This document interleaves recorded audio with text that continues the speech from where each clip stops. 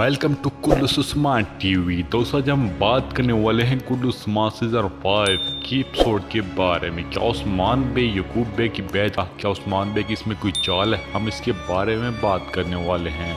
तो दोस्तों अगर आप हमारे चैनल पे न्यू हैं, चैनल को सब्सक्राइब कर लेना और बेल आइकन प्रेस कर लेना ताकि हमारे हर आने वाली वीडियो आप तक पहुंचती रहे। ट्रेलर के आगाज में तो हम देखते हैं कि कुफ्फार लोग बेंदर बे को फंसा देते हैं, यानी कि ऐसी जंग में फंसा देते हैं कि बेंदर बे पर सारा इल्ज़ाम आ जाता है। क्या बेंदर बे बच सकेगा, क्या उस्मान बे इसका सारा कलम कर देगा, जिसको बेगुनाह फांसी दी जाएगी, जिसके बारे में हम आपको बताएंगे। सबसे पहले बात करते हैं उस्मान बे के बारे में। क्या उस्मान बे बैत करेगा? दोस्तों इस बात को देखा जाए तो उस्मान बे इसकी बैत नहीं करेगा।